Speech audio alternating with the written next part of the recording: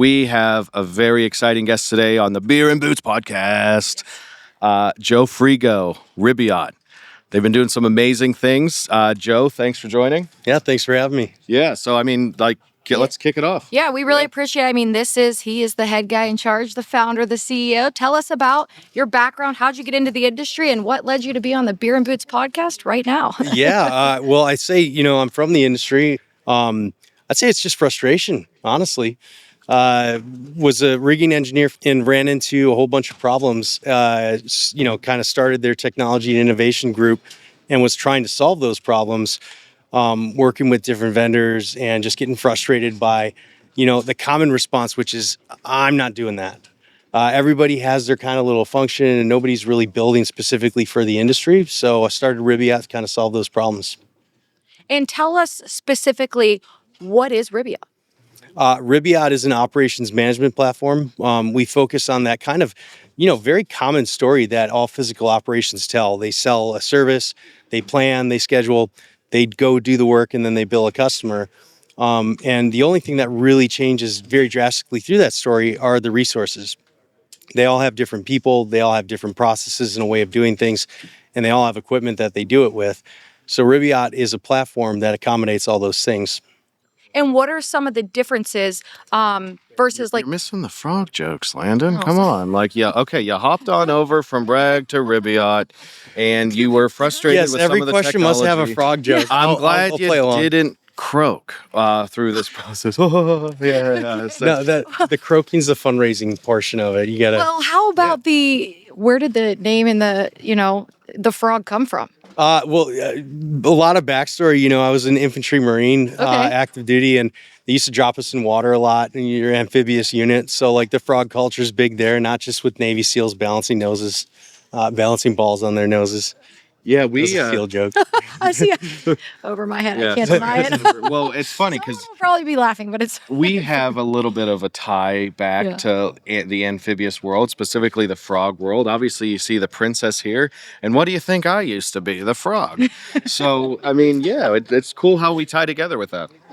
How is Ribbiot different than current tools other crane companies are using? I know, and I'll say too, I've talked to people in the industry that, we're doing the podcast and they're like, who do you have coming on?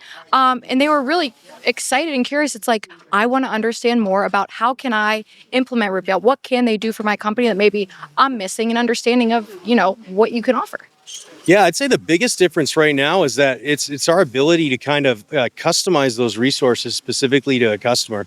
The story might be the same, but the way that they do things are completely different. There's no two branches that do the same thing. They have very similar standard operating procedures, but a standard in one area is very different than the other. Collective bargaining agreements, different customers, whatever. So our ability to kind of customize that workflow very specifically to a customer and not have that break our system is exactly why we're very different.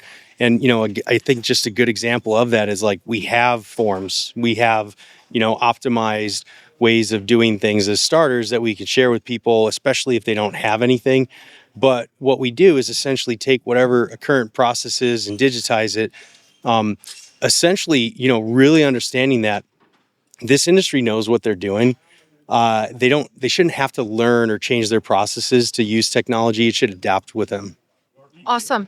And what do you see for the future of crane services, the crane industry, and how does Ribbiot want to fit into that as it continues to evolve? Yeah, how do you go from being a tadpole to a frog? Oh, I like it. These are good. Well, honestly, I think the world's digitizing like crazy. Customers are now expecting that level of digitization, that level of assurance, in a digital form. I think the crane service industry, they got to adapt or evolve into that. And if they don't, bad things will happen. People are expecting it. So regardless of what happens, that just needs to happen, especially with the advents of AI and how that's kind of guiding every single thing that we do now. So what I think, if people start to adopt these technologies and really lean into their current processes and select tools that actually evolve with them, they'll thrive. Awesome. And then another question I have here is why equipment tracking on its own doesn't solve operational challenges. It's another dot on a map. It's essentially like taking a whole bunch of Legos and dumping it in front of someone and saying good luck. And you're dumping it in front of a dispatcher and That'd be saying, hard, but I'm a Lego guy. Yeah. yeah. I'm And that screwed. would be that's fun. It is great times. Like, right? And equipment tracking has taken off because you see it down on a map and it's just like Legos. Like, hey, I can see these things and it's nice to play with, but nobody's really got the time to play with them. Dispatch doesn't have the time to just like kind of look through these lists and things, see where things are in addition to what they do. So it needs to kind of fit into how they're using things. And even like the sessions here with the below the hook, lifting devices, they're saying you need documentation on anything, ASME B30 standard. You need to have the load charts and the professional engineering stamp or the manufacturer's brochure. You need to have those things on it. So when I look at equipment management, tracking is one thing, a dot is nice to have, but you need to schedule it, you need to organize it, you need the data, you need the documents, and all of those things are critical to how companies operate.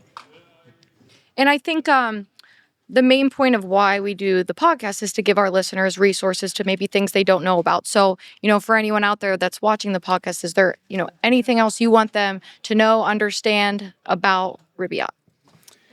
Yeah, I'd say like one of the big differentiators with us too is we're hungry for feedback.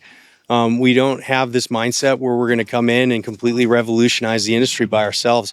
We're going to do it if we build together. I mean, it's just like any construction project.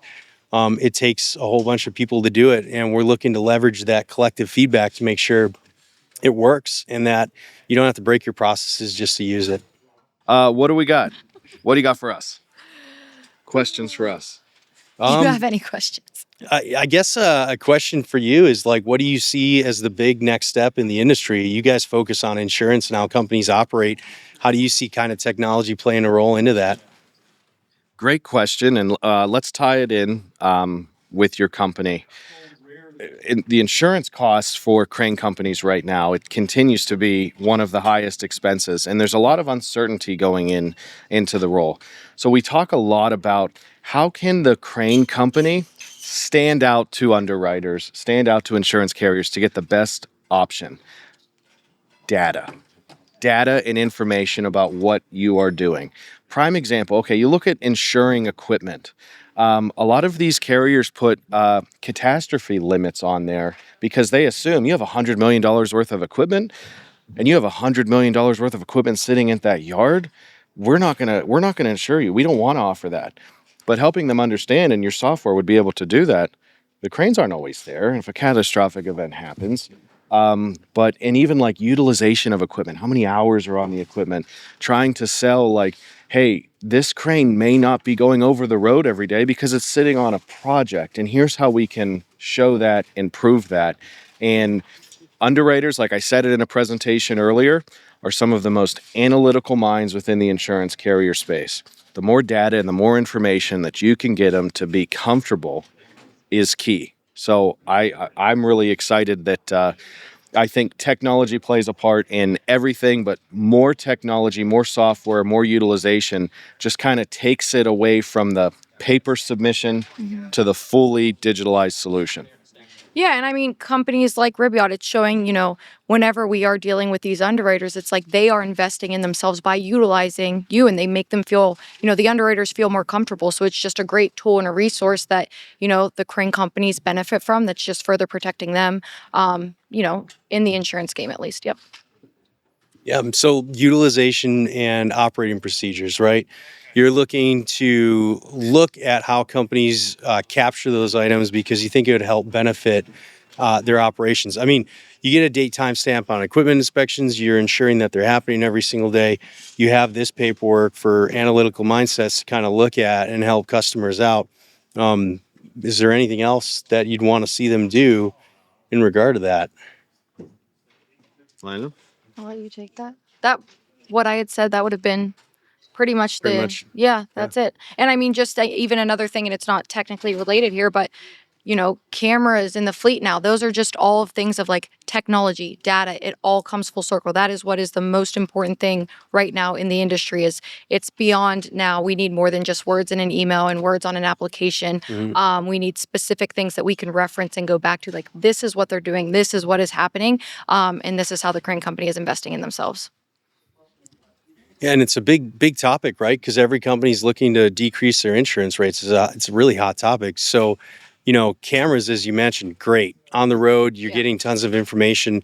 I kind of asked that question and just have you kind of reaffirm that, because I've talked with a lot of people and they're wondering, like, what do I do? It seems like this monumental thing to start supplying all this data when the points have never existed before.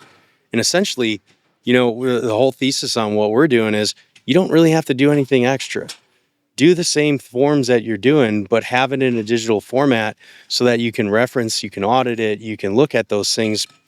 Because I think as you're doing those, it should be very natural for someone like you to come in and look at that stuff and say, hey, you have everything. You've crossed all your T's, you've dotted all your I's. And having that for a customer, I think would, benefit them. Yeah, and if you're just like, unfortunately, if you just sit back and you wait for renewal and cross your fingers and hope it's good, those days are unfortunately over. So it's like you got to paint the portrait of your company, how it's represented, the data that you can provide. Yeah. And just like, even like, there's no wrong answer on what to provide, because if anything, detailed, like just basically like the detail of the data of what you track, what you have is, I mean, to an underwriter, it's creative. It's showing, wow, if they are putting that much effort and time and detail into this process of the company, what are they also doing over here? And they can assume that it's most likely being done. Thank you, everybody, for joining in the Beer and Boots podcast. Ribbiot, go check them out, reach out, and we'll catch you later. Really appreciate it, Joe. Thank you. Yeah, thank you very much. Thank you.